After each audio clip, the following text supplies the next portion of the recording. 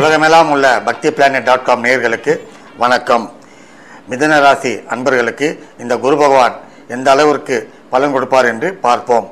17/5/2012 முதல் 30/5/2013 வரை உங்களுடைய ராசிக்கு 12இல் குரு அமர்கிறார். 12இல் அமர்ந்து விட்டார் என்ற பயம் தேவையில்லை. காரணம், உங்களுடைய ராசிக்கு 7 10 கூடியவன் கேந்திராதிபதி கெட வேண்டும்.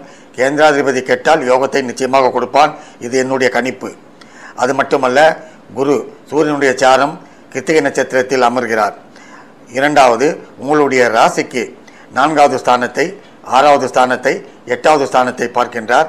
4வது ஸ்தானம் வண்டி, வீடு, வாசல், வாகனம், அந்த ஸ்தானத்தை குறிக்கக்கூடிய ஒரு ஸ்தானம். இதுவரை தடைப்பட்டிருந்த வாகனங்கள் வாங்காதவர்கள் வாகனத்தை வாங்குவீர்கள். வீட்டையும் வாங்கக்கூடிய ஒரு தன்மையை உருவாக்குவான். பொன்னும் பொருளும் கொடுக்கக்கூடிய ஒரு தன்மையும் உண்டு.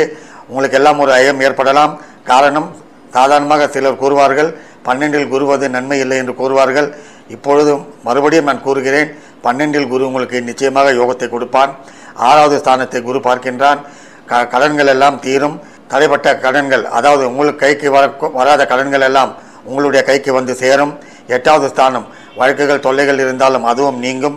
உங்களுடைய பிள்ளைகளுக்கு 2வது ஸ்தானத்தை குரு பார்வை செய்வதால் அவர்களுக்கு மேல் படிப்பு படிக்கக்கூடிய ஒரு வாய்ப்பு உருவாகும். அவர்களுக்கு 4வது ஸ்தானத்தை குரு பார்வை செய்வதால் அவர்களுக்கு ஒரு வேலை வாய்ப்பும் நிச்சயமாக கொடுக்கும். திருமணம் ஆகாதவர்களுக்கு திருமணத்தையும் கொடுக்கும். காரணம், உங்களுடைய ராசிக்கு 7வது ஸ்தானம் திருமண ஸ்தானம், கலத்திர ஸ்தானம் என்று கூறுவார்கள். அந்த ஸ்தானத்திற்கு 2வது ஸ்தானத்தை குரு பார்ப்பதால் திருமண வாய்ப்பு நிச்சயமாக கொடுக்கும்.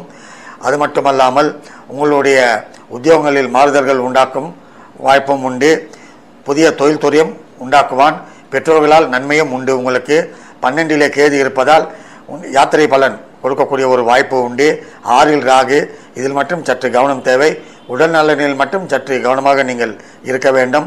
ஆனால் 4வது ஸ்தானத்தை குரு பார்வை செய்வதால் நிச்சயமாக கூறுகிறேன், பயமே இல்லை, பிரமாதமாக இருப்பீர்கள். பொற்காலம் என்று கூறுவேன். நன்றி, வணக்கம்.